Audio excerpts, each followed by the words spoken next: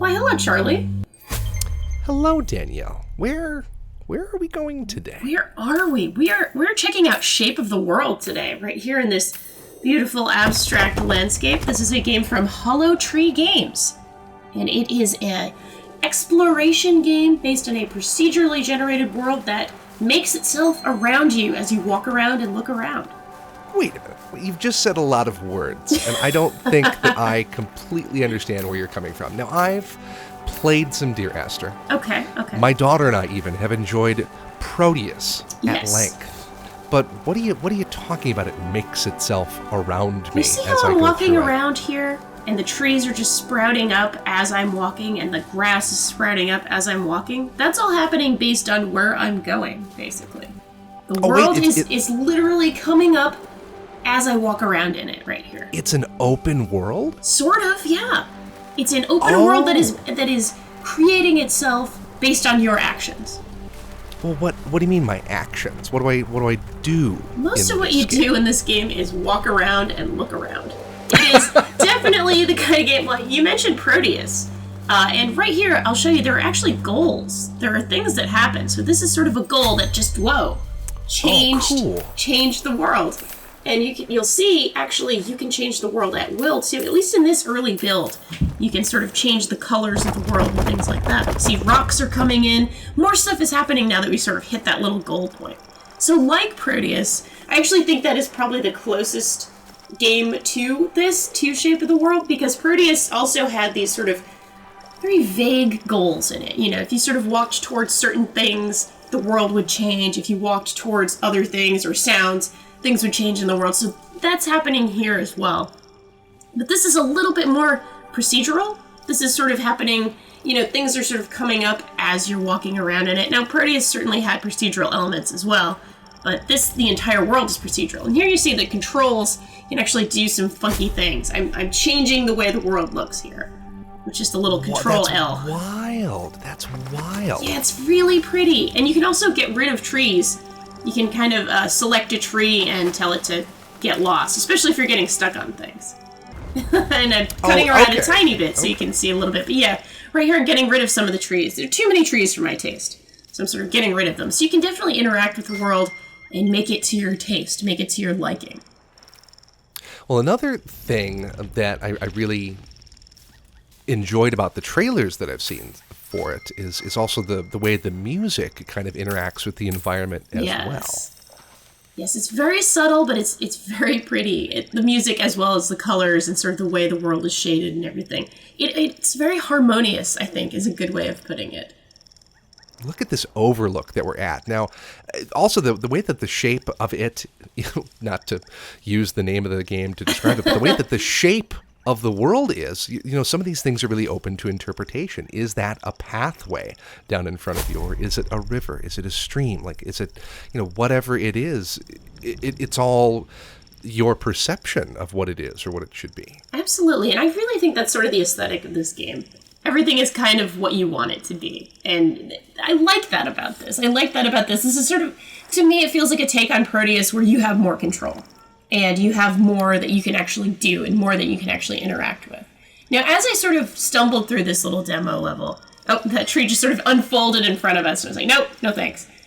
As I got through this, I realized there is actually a goal in this level. There's actually a specific goal, but you kind of have to stumble onto it. And here I'm just sort of walking up this mountain. But there is a specific place where the demo ends, and it wants you to go. So again, there's a little bit more of a direction here, a little bit more of a goal.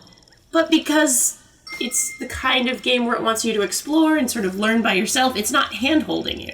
The closest you come to having, an aid or some sort of visual element that tells you what to do are those orbs that we saw earlier on. Those kind of guide you towards the goals, but you can ignore them if you want and just sort of play around.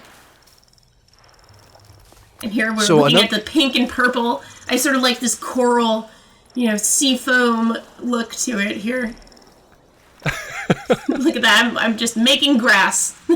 Or whatever. You're adding the grass in yes. with a key press, or? I'm adding that with my mouse, actually. I mean, it's happening as I walk through the world, but I can also add more if I want to. So with the left and right mouse buttons, exactly. You actually Really? You're kind of painting the photo. You're painting. This is every bit a little artistic, game where you're expressing yourself, and that's a little too much tree right there, but I think I just sort of ran away from it.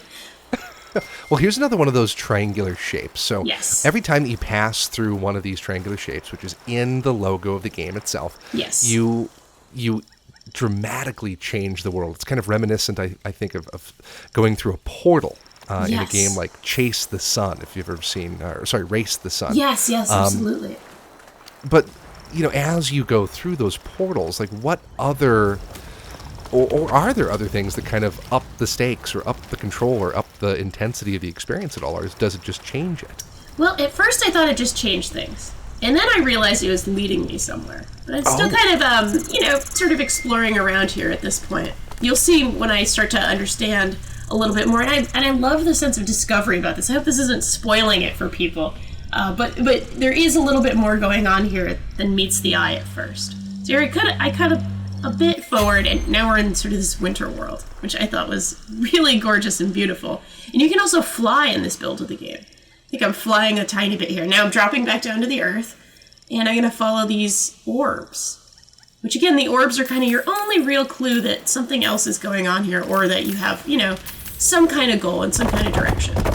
So the world changes as you collect bits of orbs as well. And these little fish, or I don't know really what they are, but they look a little bit fishy to me. They guide you towards where the game kind of wants you to go. Again, you can ignore that and just run around, or you can follow them and see where it takes you.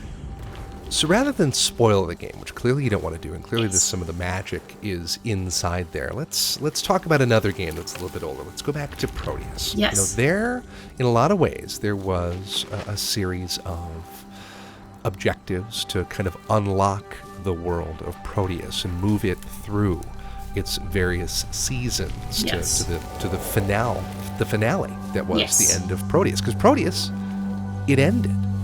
It sure did. So, what's the arc like in this game? What is it trying to show us, or to lead us towards? I think it's trying to show you towards, potentially at least. I'm speaking, without knowing the developers themselves or speaking to them. But I think it's trying to get at something like you're changing the world by being in the world. And it's trying to comment on that. And right here again, everything changed again, and some boulders grew up and some other stuff happened. I think it's trying to say something about the idea of being in an environment actually changes the environment. Even just being in it, even just walking in it, even just looking around in it. And the ability to paint things and the ability to do things that you couldn't do in something like Proteus further comments on that. I think, at least. My interpretation. But here we're starting to see some of those objectives come to light. The world is changing more and more dramatically the more of these orbs you get. And here we actually have a staircase.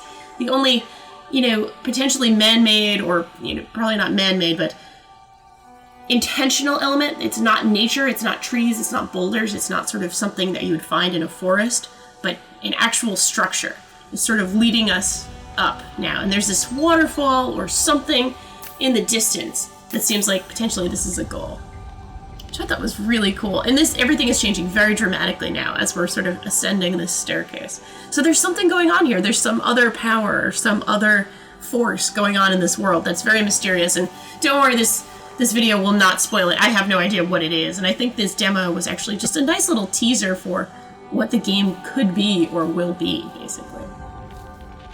It really does, on the screen as it's unfolding in front of me, it reads like a kind of visual poem. And I'm so excited to get into it and to spend some time with it and to get the nice hi-fi headset on and to just drink it all in. About how long do you think the total play experience is on this game? So I probably spent... This was an early demo, actually, and it's only one level, so to speak, or they called it one level, basically, in the exe file.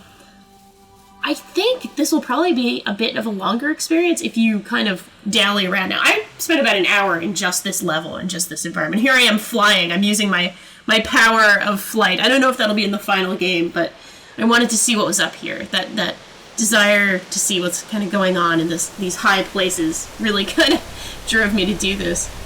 I'm hoping it's a longer experience, or at least an experience that really lets you dive in completely. So this I spent about an hour with. I don't know how many levels there would be, but I reached the ending here, basically, in Shape of the World. So this is Shape of the World by Hollow Tree Games. It's going to be here summer 2016 on PC and Xbox One. Thank you, Charlie. Thank you so much for sharing this with me, Danielle. I'll talk to you soon. Sounds great.